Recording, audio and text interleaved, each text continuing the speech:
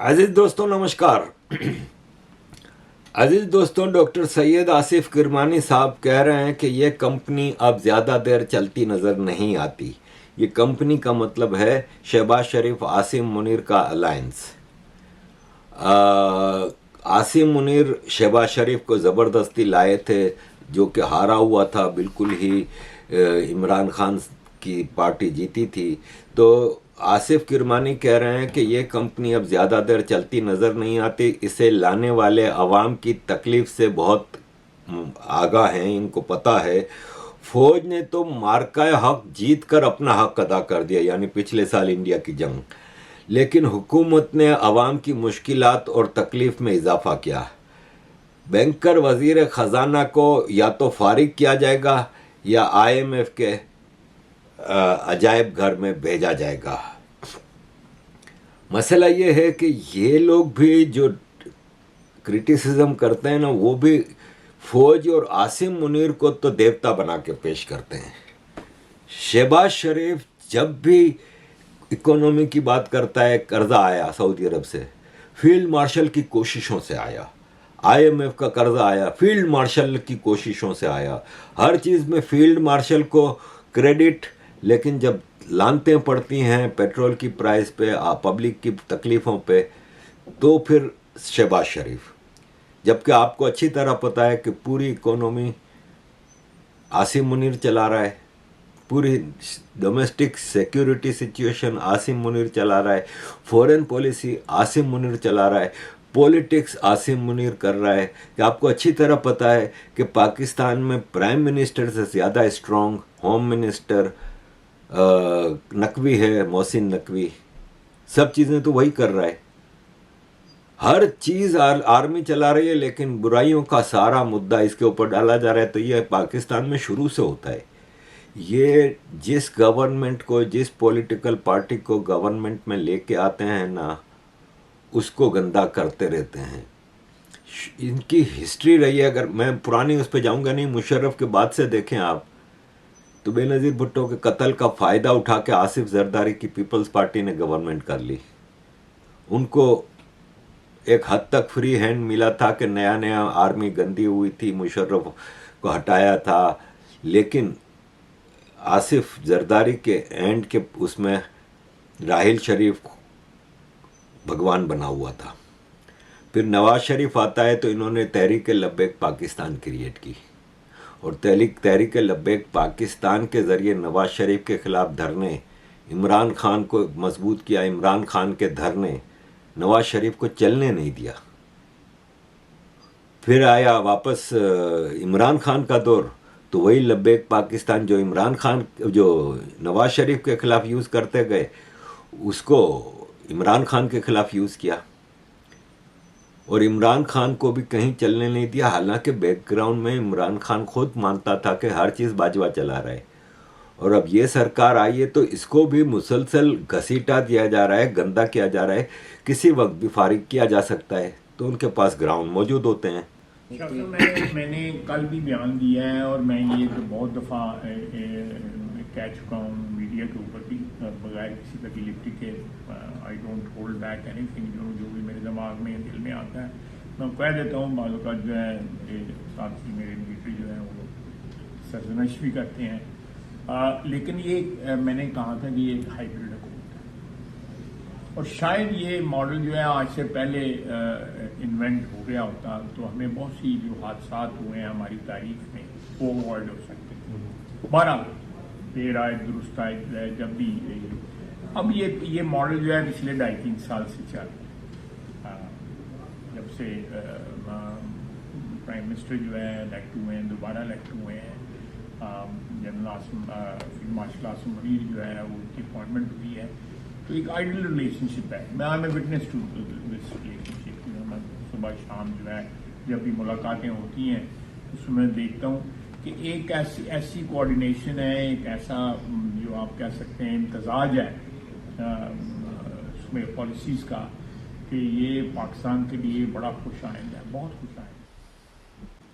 अब ये आप जो देख रहे थे, ये आसिफ, ख्वाजा आसिफ है, डिफेंस मिनिस्टर।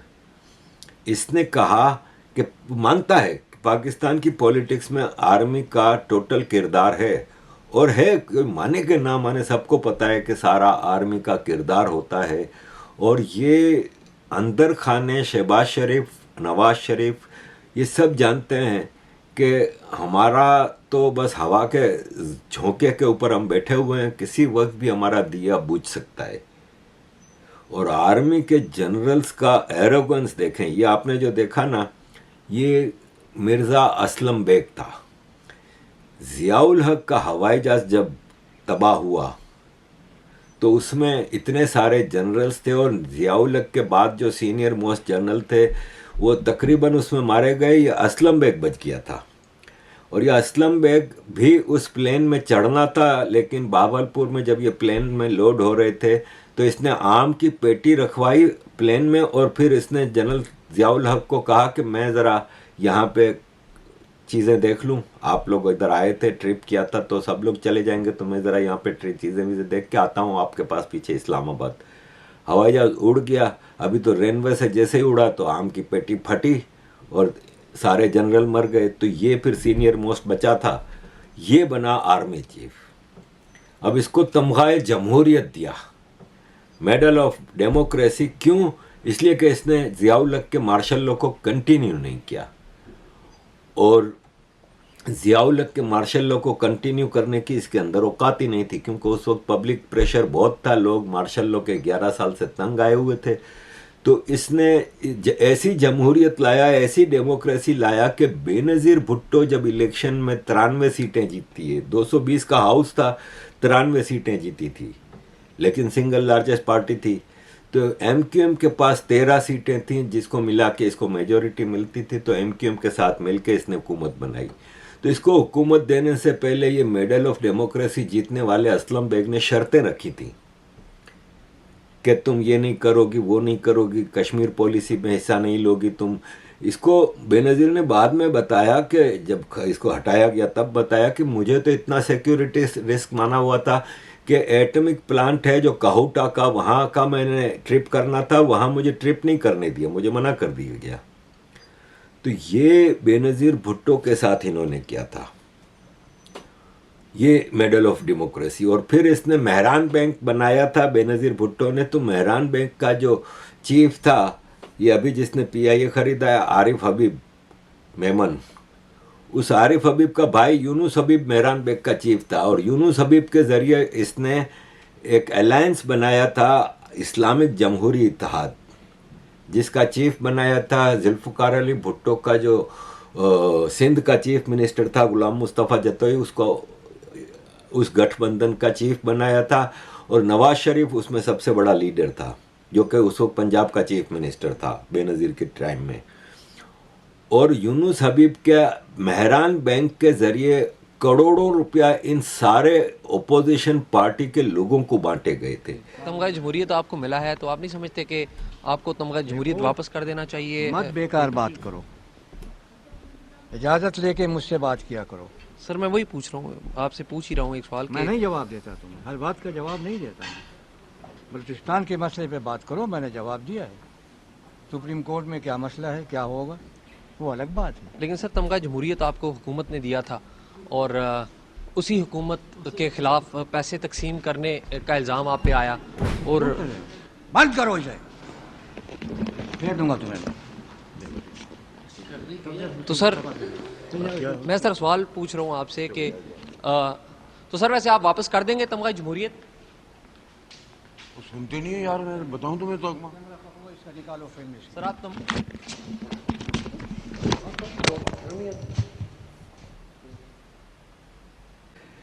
तो अभी आपने जो वीडियो देखी, इसमें जर्नलिस्ट उसको सवाल कर रहा है, तो इसका एरोगेंस देखें, इसकी बदमाशी देखें आप। इनसे सवाल नहीं किया जा सकता। अजीज दोस्तों, थोड़ा आगे बढ़ेंगे। भारत पाकिस्तान का जो पानी का मसला है, या इवन चाइना ने भी इंडिया पे हमला किया, तो हम संभाल लेंगे, आप हमें आउटसोर्स कर दें। 15-20 अरब डॉलर महीने का, देखिए ना, 85 अरब डॉलर आप महीने साल का खर्च करते हैं, तो हमें दें 20 अरब डॉलर में ठेका, हम आपको पूरे खित्ते में महफूज कर देते हैं। ये हमारा आपको ऐलान है, आपको ऑफर है, पेशकश है। ये आपने देखा रजी दादा एक बदबूदार शाउनिस्ट पंजाबी, ये कह रहा है कि इंडिया के सिक्योरिटी के मसले हैं तो हमें 20 अरब डॉलर दे दे तो हम सऊदी अरब की तरह इंडिया की भी प्रोटेक्शन करेंगे। साला तुमसे पाकिस्तान तो संभाला नहीं जा रहा, तुम सऊदी अरब या इंडिया की क्या प्रोटेक्शन करोगे? तुम्हारा से पाकिस्तान नहीं संभाला जा रहा। केपी के हाल ख़राब हैं, बलोचिस्तान के हाल ख़राब हैं, क्राइम के हवाले से सिंध में रोज़ मेरी पाकिस्तानियों से कराची में बात होती है, रो रहे हैं। पाकिस्तानियों की ज़िंदगी हराम की हुई है, तुम इंडिया की सिक्योरिटी का ठेका ले रहे हो। एक तरफ से तुम लोग ये कह रहे हो कि पूरे पाकिस्तान में जितने टारगेट किलिंग हो रही हैं, जितना टेररिज्म हो रहा है, जितना क्राइम हो रहा है, वो इंडिया करवा रहा है। तो भाई साहब, हम पाकिस्तानी जो तुम लोगों की आर्मी को खरबों रुपया देते हैं ना, हम क्यों ना पाकिस्तानी तुमसे ये ठेका लेके इंडिया को दे दें। अब अजीज़ दोस्तों, आते हैं पानी की तरफ। पानी का मसला ये है कि पाकिस्तान कह रहा है कि हमने ऑपरेशन सिंदूर में भारत को तबाह कर दिया, फलान कर दिया, ढुमकान कर दिया, लेकिन पानी तो आपका रोका हुआ है भारत ने। अगर इंडिया हमारा पानी बंद कर देता है, क्योंकि सरहद उसने बंद किया हुआ और सिंध तास मुआहदा जो है उसको दोबारा इंटैक्ट नहीं करता, तो हमारे पास फिर ऑप्शन यही बचेगा कि हम उनके डैम्स उड़ा दें। तो क्या ये ऑप्शन है हमारे पास? डैम तो जब 3 बटन दबाने तो 3 डैम उड़ जाएंगे, तो हम हमारे लिए तो मसला नहीं है डैम उड़ाना। उनको भी पता है, हमें भी पता है, और जिस एक्यूरेसी से डैम उड़ेंगे वो आप भी हैरान, दुनिया भी देखेगी तो हैरान है। डैम तो उड़ा सकते हैं, लेकिन आपको पता है, आप साइबर अटैक करके आप गेट भी खोल सकते हैं डैम्स के। अच्छा, वो भी सारे इलेक्ट्रॉनिक है ना, इलेक्ट्रिकली कंट्रोल्ड है। आप उनके जैसे अभी हुआ था, आप उनको जिस तरह आपने उनकी पूरी 70% पावर बंद कर दी है, आप उनके डैम के गेट्स खोल दें यहाँ से बैठे बैठे। तो हमारे पास ऑप्शन है ये। हाँ, ये बिल्कुल। और हमारी कैपेसिटी भी है, ये कैपेसिटी भी है, कैपेसिटी क्यों नहीं है कैपेसिटी? तो जब चाहेंगे गेट खोल दें उनके। अभी तो उन्होंने खोले रखे हुए थे ना, अगर बंद कर दो फिर देखते हैं। अच्छा ये हमारे पास option है। पहले बंद किए थे ना, फिर एक हफ्ते 3-4 दिन के बाद खोल दिए थे उन्होंने। तो ये बात है। तो हम ऑप्शन गेट्स भी खोल सकते हैं, गेट भी खोल सकते हैं, और हमारे जो पानी उनके और कहीं से आ रहा है मशरकी तरफ, वो भी पानी वो हमारे दोस्त भी बंद कर सकते हैं, चाइना बंद कर सकते हैं। तो कुछ फिर ऐसे का तैसा हो सकता है ना। तो वो तो बात है। तो अल्टीमेटली चाइना को हमारे साथ बैठना लेकिन पड़ेगा। कन्वेंशनल वेपन से आप डैम तोड़ सकते हैं, हमें न्यूक्लियर वॉर की जरूरत भी नहीं है। अगर वो तो ऐसे शाइन 3 शाइन 2 मारेंगे तो भड़का देंगे डैम को। ठीक। और ये आपने जो वीडियो देखी जावेद चौधरी के साथ जो ये बातें कर रहा था, ये डॉक्टर समर मुबारक मंद है। ये अपने आप को एटॉमिक साइंटिस्ट कहता है, टके का आदमी नहीं है। इसकी बातें सुने। पहली बात तो ये कि हम भारत के 6 डैम उड़ा सकते हैं। अब जब डैम उड़ेंगे तो पानी कहाँ आएगा? पानी भारत से सारा पाकिस्तान आता है ना भाई। तो तुम 6 डैम उड़ा दोगे तो पाकिस्तान तो पूरा डूब जाएगा। बेवकूफ़ी बातें करते हो। दूसरा, ऑपरेशन सिंदूर में सबको पता है कि पाकिस्तान के इतने हाईली रेटेड जो मिसाइल्स हैं, उसमें से 1 इंच भी भारत के अंदर एक मिसाइल नहीं गया, 1 इंच भी। तो फिर तुम किस हिसाब में भारत के डैम उड़ाने की बात कर रहे हो? साइबर उसकी बात कर रहा है कि हम गेट खुलवा सकते हैं। सपोज आपने हैकिंग करके गेट खुलवा भी लिया तो मिनटों में भारत बंद भी कर सकता है ना भाई। तो ये है कि बेवकूफ़ी की बातें इनसे करवा लो। अभी पाकिस्तान के जो DGISP आ रहे जनरल शरीफ, उसने एक ब्रीफिंग दी थी मार्का हक बनियान मुरसूस ऑपरेशन सिंदूर जो भी था पिछले साल, उस पे अपनी विक्ट्री की इसने जो दास्तानें सुनाई हैं अजीज दोस्तों, उसमें उसने ये कहा कि इसको सवाल हुआ पानी के ऊपर, तो इसने कहा कि जो 6 दरिया हैं ना, जिसमें से 3 भारत के हिस्से में आए 1960 की इंडस वाटर ट्रीटी में और 3 पाकिस्तान के हिस्से में आए, तो वो 6 दरिया हमारे हैं, क्योंकि ये 6 दरिया कश्मीर से आते हैं और कश्मीर हमारा है। हमारी जो सक्सेस है मिलिट्री की वो तो अपनी जगह पे है, लेकिन जो पानी की जंग है वो अभी तक मौजूद है। और इंडिया अभी हाल ही में आपने खबरें सुनी होगी, चनाब के अंदर पानी जो है वो रोक रहा है।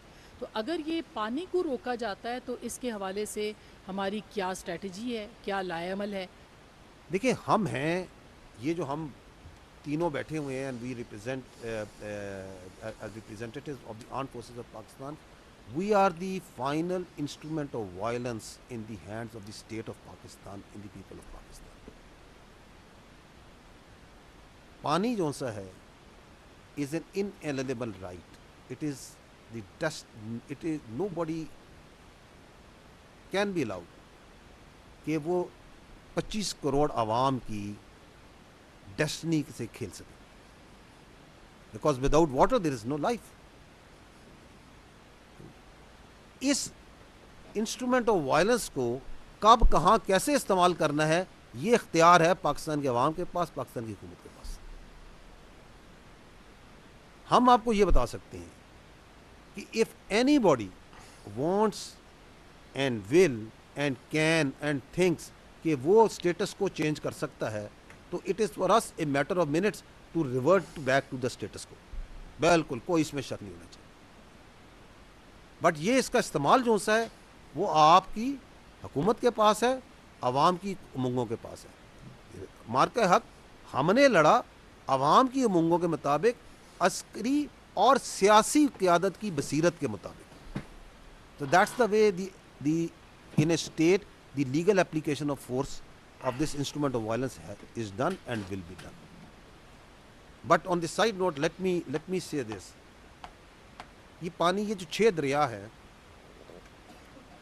ये जो आते हैं कश्मीर से आते हैं, ये 1960 में जब इंडस वाटर ट्रीटी हुई थी, उसके अंदर से ये पहली दुनिया की शायद ट्रीटी है जिसके अंदर दरिया तकसीम किए गए कि 3 दरिया पाकिस्तान को और 3 दरियाओं का पानी उन्होंने हिंदुस्तान को दिया। क्यों? Because they come from A disputed area, that dispute still exist. और इंशाल्लाह ताला जब वो डिस्प्यूट रिजॉल्व होगा, और वो रिजॉल्व होगा, तो ये क्या बनना है कश्मीर ने बनना है, पहले मैं बात कर चुका है, as per the aspiration of people Pakistan, क्या बनना है? पाकिस्तान। तो ये 6 दरिया किसके हैं? ये हमारे हैं। तो फिर फैसला किसने करना है? एज अपर रिपेरियन हम फैसला करेंगे कि पानी देना या नहीं देना।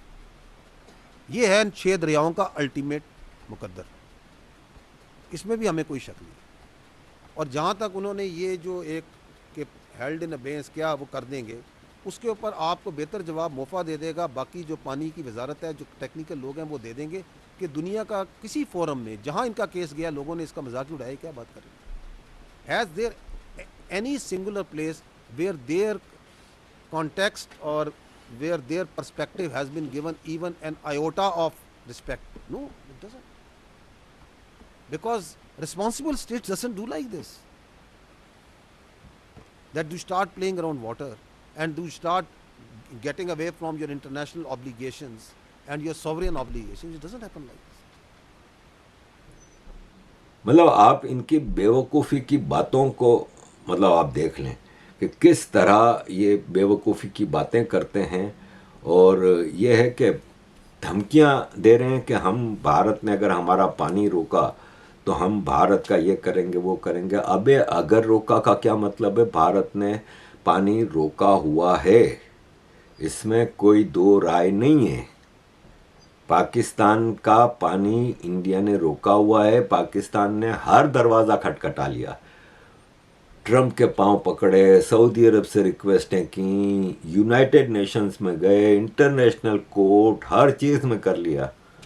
भारत की मोदी सरकार कह रही है कि जो करना है कर लो भाई साहब, हम पानी नहीं छोड़ेंगे, किसी सूरत नहीं छोड़ेंगे।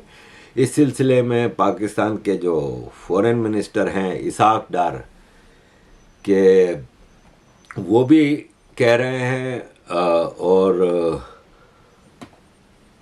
राना सनाउल्लाह जो कि शहबाज शरीफ के मिनिस्टर हैं, ये भी कह रहे हैं कि भारत ने पाकिस्तान का पानी रोका तो ये जंग तस्वुर की जाएगी।